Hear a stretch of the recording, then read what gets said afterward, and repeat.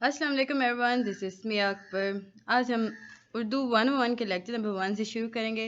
Hopes आप सब ठीक होंगे। वीडियो शुरू करने से पहले कहानी में चैनल को लाइक और सब्सक्राइब ज़रूर कर दीजिएगा। तो चलिए जी शुरू करते हैं। ज़ुबान और उर्दू ज़ुबान की तारीख़। हम यहाँ पे MCQs related, short questions related काम करेंगे। तो ये ज़्यादातर MCQs रिलेटेड ही होगा, काफ़ी इंपॉर्टेंट है। अल्लाह ताला ने हमें 5 कुव्वतों से नवाजा है, जिनमें कुव्वत बासरा, कुव्वत को देखने की कुव्वत, याद रखिएगा कुव्वत बासरा से मुराद देखने की कुव्वत है। सामया सुनने की कुव्वत को कहते हैं। लामसा यानी छूने की कुव्वत, शामा यानी सूंघने की कुव्वत और कुव्वत गोयाई यानी बोलने की कुव्वतें शामिल हैं। अल्लाह ताला ने हमें कितनी कुव्वतों से नवाजा है? हमें 5 कुव्वतों से नवाजा है। कुव्वत बासरा, कुव्वत सामया, लामसा छूने की कुव्वत, शामा सूंघने की कुव्वत और कुव्वत गोयाई। MCQs में आता है जी, चरिंद परिंद और इंसान इबलाग के लिए चेहरे के तासुरात। याद रखिएगा शुरू के टाइम में या ज़माने कदीम में चरिंद परिंद और इंसान इबलाग के लिए चेहरे के तासुरात और जिस्मानी हरकत और सकनात से भी काम लेते हैं या लेते थे। ये रोज़ अव्वल से यूँ कह लें कि हमारा बुनियादी मौजूद तो नहीं है, लेकिन हम बताएंगे कि ज़ुबान कहाँ से शुरू हुई। अब हमने जब थोड़ा सा आगे गए हैं, हमने इशारात और अलामात से काम लेना शुरू किया, यानी इंसान ने, बनी नूह इंसान ने। अब मिसाल के तौर पर सुर्ख रंग की अलामत होती है, एक सब्ज़ रंग की अलामत है। सुर्ख रंग की आई थिंक मोहब्बत की अलामत होती है और सब्ज़ रंग की अमन की या खुशहाली की है। और जानवरों की शक्लों वगैरह की अलामत मसलन फ़ाख्ता को अमन की अलामत या इस किस्म के मुख्तलिफ अनवर किस्म के अलामत रोज़मर्रा ज़िंदगी में इस्तेमाल करते हैं। याद रखिएगा फ़ाख्ता को किस किस्म की अलामत कहा जाता है? अमन की अलामत। अब यहाँ भी हमें बताया जा रहा है जी ज़ुबान की तारीख़। यहाँ पे ग्रैंड क्विज़ काफ़ी इंपॉर्टेंट है, रिलेटेड है। अब ग्रैंड क्विज़ में MCQ ज़्यादा आते हैं। शॉर्ट अगर जाके आपको देना पड़ेगा, कैंपस में देंगे तो क्वेश्चन आएंगे, अदरवाइज़ MCQs ही आते हैं। ज़ुबान की तारीख़ 5 या 7 हज़ार साल के कबल मुयस्सर नहीं। हम तारीख़ जब देखते हैं तो उसमें पता चलता है कि ज़ुबान की तारीख़ जो थी वो 5 या 7 हज़ार साल कबल, उससे पहले हमें मुयस्सर नहीं थी। इसका ये मतलब नहीं है कि ज़ुबान थी ही नहीं उस वक्त। ये हमारी बदनसीबी कह लें या बदकिस्मती कह लें कि उस वक्त इससे पहले की जो ज़ुबान है वो उसको समझने वाला कोई नहीं या उसे लिखा नहीं गया। अब ज़ुबान चीज़ क्या है? ज़ुबान अल्फाज का मजमुआ है। याद रखिएगा ज़ुबान अल्फाज का मजमुआ है। अब ज़ुबान के अब किसी भी ज़ुबान के अल्फाज, मसलन उर्दू के अलिफ बे, अब वो अल्फाज क्या चीज़ हैं? किसी भी ज़ुबान के अल्फाज हो सकते हैं। उर्दू में हम अलिफ बे कह सकते हैं, इंग्लिश में हम ABC कहते हैं। ये आवाज़ों की अलामत है, लेकिन बजाते खुद ये अल्फाज नहीं हैं बल्कि आवाज़ें हैं। याद रखिएगा अलिफ बे ABC ये अल्फाज नहीं हैं, ये आवाज़ों की अलामत हैं। आगे हम चलते हैं। इंसान ने पहले आवाज़ ही नहीं बल्कि ज़ुबान सीखी थी। याद रखिएगा इंसान ने सबसे पहले क्या सीखा था? ज़ुबान।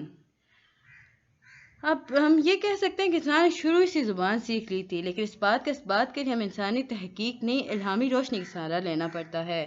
कुरान पाक में अल्लाह ताला ने सूरह बकरा में मरहला तख्लीक इंसानी पर खासी रोशनी डाली है। रब ताला ने इरशाद फरमाया कि मैं इंसान तख्लीक कर रहा हूँ, तो फरिश्तों ने इस्तफसार किया कि तो कैसे बनाएगा। तो इससे एक मरहला आगे बढ़िए तो अल्लाह ताला फरमाता है कि इसने आदम को अस्मा सिखाए, यानी उन्हें बोलना सिखाया। अब इस वाक्य से हम ये फर्ज कर सकते हैं अल्लाह और फरिश्तों के दरमियान बातचीत हुई, या चले यूँ समझ लें कि वो अस्मा जो आदम को सिखाए गए थे वो बहरहाल बामानी भी थे और यकीनी तौर पर अल्फाज भी थे। इंसान रोज़ अव्वल सी अब यहाँ पे हमें साबित हो गया कि इंसान रोज़ अव्वल ही से ज़ुबान पर कादिर था। अब वही बात जो मैंने पीछे आपको बताई है, यहाँ बता रहे हैं कि 5 से 7 हज़ार साल की तारीख दरअसल तहरीरी ज़ुबान की तारीख नहीं है, बल्कि बोली जाने वाली ज़ुबान की तारीख है। ऊपर हमने पढ़ा कि ज़ुबान की तारीख 5 से 7 हज़ार से कबल है या उससे पहले हमें नहीं मिलती। अब 5 से 7 हज़ार साल की जो तारीख है वो तहरीरी ज़ुबान की तारीख नहीं है, बल्कि बोली जाने वाली तारीख है। याद रखिएगा ये MCQs में काफ़ी ज़्यादा आते हैं। लफ्ज़ उर्दू तुर्की ज़ुबान का लफ्ज़ है। याद रखिएगा उर्दू किस ज़ुबान का लफ्ज़ है? तुर्की ज़ुबान का लफ्ज़ है। इसके मानी लश्करी या लश्कर गाह के हैं, यानी याद रखिएगा इसके मानी क्या हैं? ये तुर्की लफ्ज़ है, लश्करी या लश्कर गाह के हैं। اب ہمیں تھوڑا سا اور ڈیٹیلز بتا رہے ہیں۔ اردو زبان میں متعلق پہلا نظریہ کس زبان میں تھا یا کس جگہ سے تھا؟ وہ دکن میں ہوا تھا، یعنی دکن میں اردو کے حوالے سے ہے۔ پہلا نظریہ دکن میں اردو کے حوالے سے ہے۔ گائز میں نے 23 سے 45 لیکچرز تک MCQs بنائے، اٹس سو امپورٹنٹ، وہ کافی زیادہ امپورٹنٹ ہے، اور میں نے پھر پیپرز بھی چیک کیے، اس میں سے بہت زیادہ آیا پیپر میں۔ کائنڈلی میرے وہ چینلز ویڈیوز بھی دیکھ لیجیے گا آپ، بہت ایزی ہیں، اپروکسیمیٹلی 15 منٹس تک ہیں بس۔ اس لیے پہلے یہ جاننا ضروری ہے کہ پنجاب، سندھ اور دکن سے آنے والی لہریں دہلی میں آ کر جمع ہوئی تو ایک نئی زبان کا وجود میں آئی۔ اب یاد رکھیے گا کون کون سی زبانیں یا کون کون سے لہریں آئی تھیں دہلی میں۔ پنجاب سے تھی، سندھ سے تھی اور دکن سے تھی۔ دکن میں اردو کا نظریہ نصیر الدین ہاشمی نے پیش کیا۔ یاد رکھیے گا کس نے پیش کیا؟ نصیر الدین ہاشمی نے۔ ان کا کہنا ہے کہ دکن کے ساتھ عربوں کے تعلقات فتح سندھ سے قبل برصغیر والوں سے جڑ چکے تھے۔ عرب تجارت کی غرض سے جنوبی ہند میں مالابار کے ساحلوں پر آتے تھے۔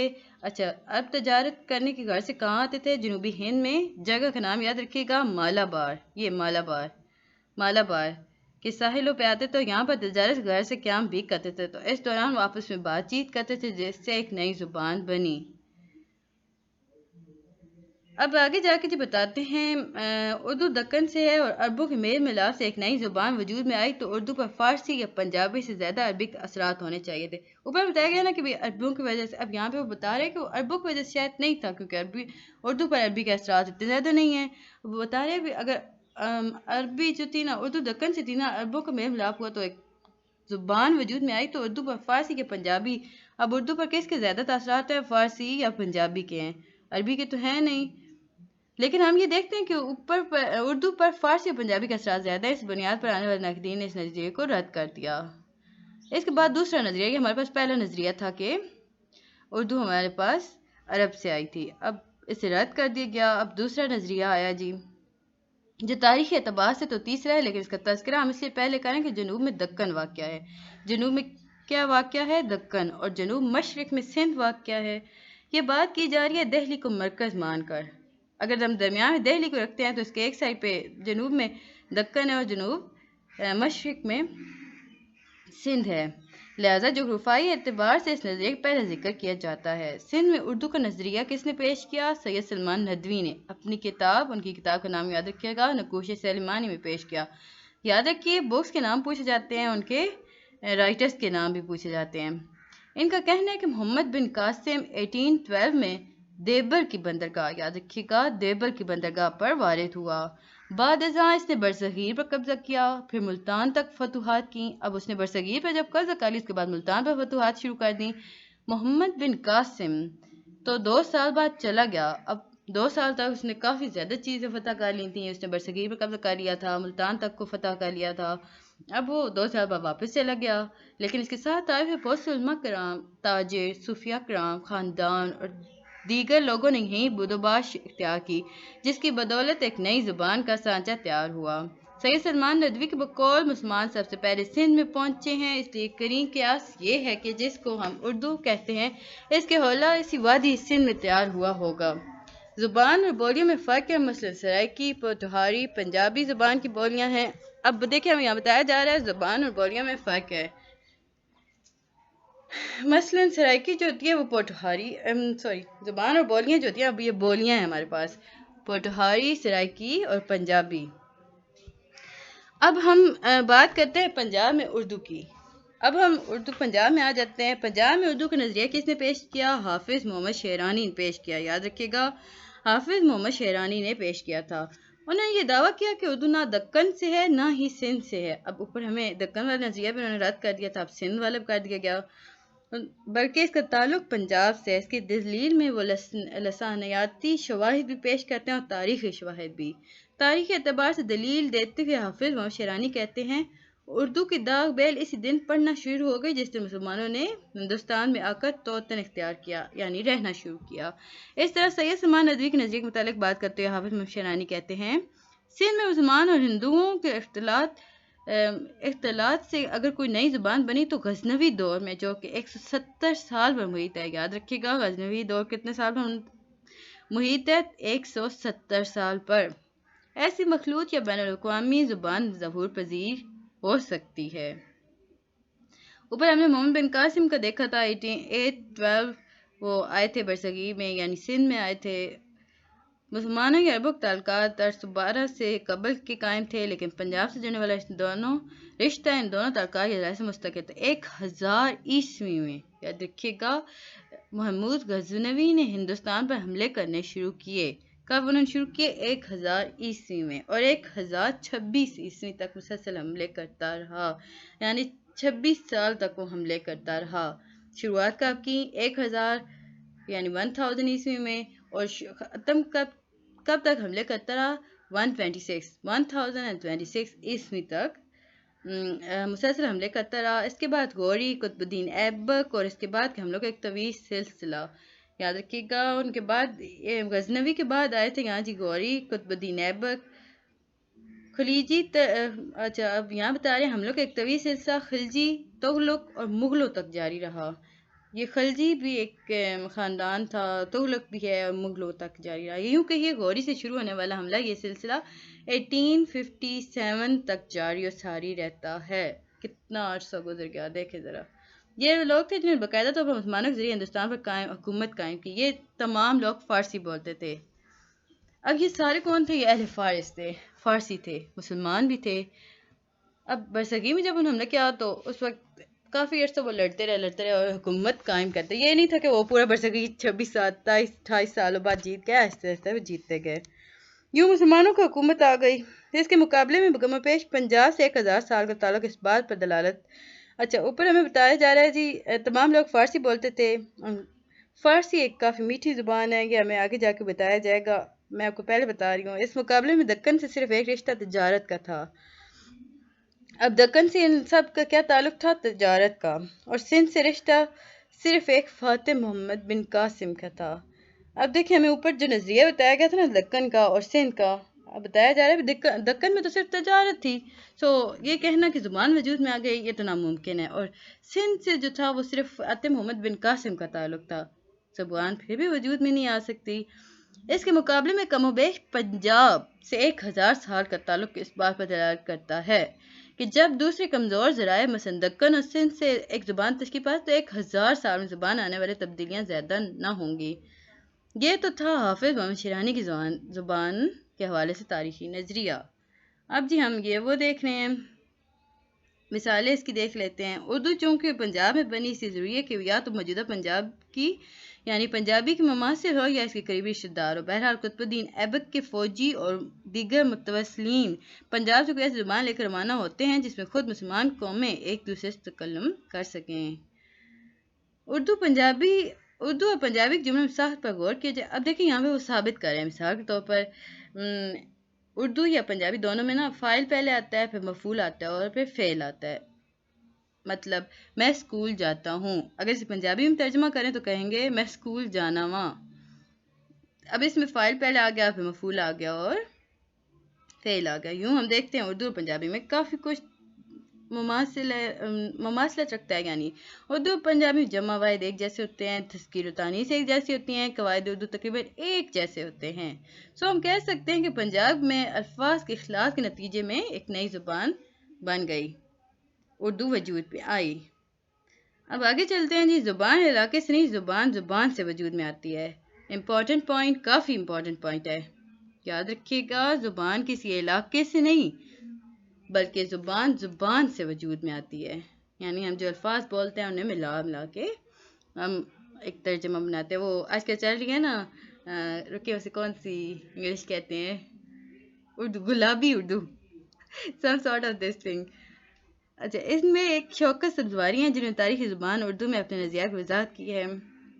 اب ہمیں دو نظریے ملتے ہیں جی، یاد رکھیے گا دو نظریے، اس وجہ سے ہمارے پاس دو نظریات ساز ہیں جن کے نظریات ایک جیسے ہیں۔ یعنی ایک کا نام ہے شوکت سبزواری جنہوں نے تاریخی زبان اردو میں اپنے نظریات کی وضاحت کی ہے، دوسرے کا نام ہے مسعود حسن خان جنہوں نے مقدمہ تاریخ اردو زبان میں اپنے نظریات کی وضاحت کی ہے۔ شوکت سبزواری دہلوی زبان میں اردو زبان تلاش کرتے ہیں۔ اس دور میں کھڑی بولی، پالی اور سنسکرت کی قدیم زبانیں صورت ہریانوی جیسی زبانیں بولی جاتی تھیں۔ اچھا یاد رکھیے گا اس ٹائم کون سی زبانیں بولی جاتی تھیں؟ کھڑی بولی، پالی اور سنسکرت اور ہریانوی جیسی زبانیں دہلی میں بولی جاتی تھیں۔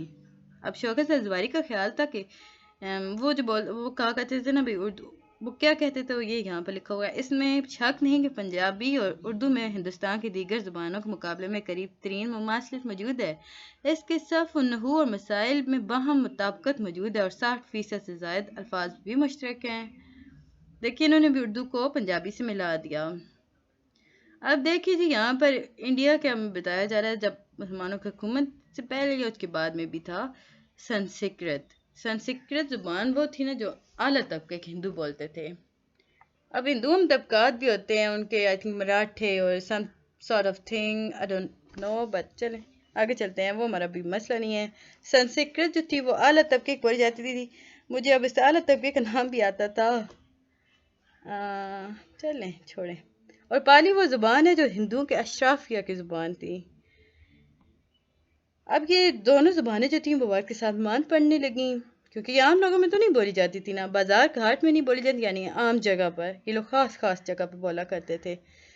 ان کا جاننے سمجھنے والے کم رہ گئے۔ اب آ جائیں جی قطب الدین ایبک کے فوجی، جیسا کہ حافظ مشرانی کا قطب الدین ایبک کے فوجی دلی کی طرف سفر کر کے گئے تو اس وقت ان کے پاس ایک زبان آ چکی تھی، اس وقت پالی نے بھی ممکن ہے اہم کردار ادا کیا ہو۔ اب قطب الدین ایبک کے جو فوجی تھے وہ کون سی زبان بولتے تھے؟ پالی، یاد رکھیے گا وہ کون سی زبان بولتے تھے؟ پالی۔ اس کے بعد دیکھتے ہیں جی ہم مسعود حسن خان کے نظریے کی بات کرتے ہیں۔ انہوں نے بھی اس سے کچھ ملتی جلتی رائے دی تھی، لیکن مسعود حسن خان نے اسے پالی زیادہ ہریانوی ان کی زبان ہے اس سے زیادہ قریب تر بتایا۔ ہریانوی زبان پنجابی زبان کے زیادہ قریب ہے، اردو پنجاب سے ہے۔ اب جی مسعود حسن خان نے ایک دو نظریے دیے تھے، بکس لکھی تھی، ان کا نام ہے اردو پنجاب میں، یا یوں کہہ لیں اردو پنجاب سے ایک نظریے کے زیادہ قریب لے آتا ہے۔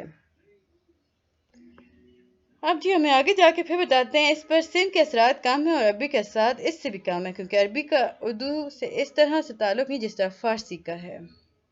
ثابت کرے کہ وہ پنجاب سے کس طرح ہے۔ دراصل دکن، سندھ اور پنجاب تینوں اردو زبان کی تخلیق میں معاون رہے۔ اردو کون سی زبان ہے؟ اردو ایک مخلوط زبان ہے، یاد رکھیے گا اردو کون سی زبان ہے؟ اردو ایک مخلوط زبان ہے۔ ہوپ سو آپ کو سمجھ آ رہا ہوگا، آگے اتنا امپورٹنٹ ایم سی کیو ریلیٹڈ کچھ بھی نہیں تھا۔ چلے جی دیکھتے ہیں آگے کچھ اگر نکلتا ہے تو۔ کائنڈلی میرے چینل کو لائک اور سبسکرائب ضرور کیجیے گا، اگر کچھ سمجھ نہیں آتا تو کمنٹ کر دیجیے گا، بٹ صرف ویوز مت دیجیے گا، آپ صرف ایک لائک کیجیے گا اور سبسکرائب کر کے بیل آئیکن کے بٹن کو پریس کر دیجیے گا تاکہ میری آنے والی ویڈیوز آپ کو ملتی رہیں۔ ہم انشاءاللہ اب نیکسٹ ویڈیو میں لیکچر نمبر 2 کریں گے، ہوپ سو آپ کو سمجھ آیا ہوگا۔ چلیے جی ملتے ہیں پھر نیکسٹ ویڈیو میں، تب تک کے لیے اللہ حافظ۔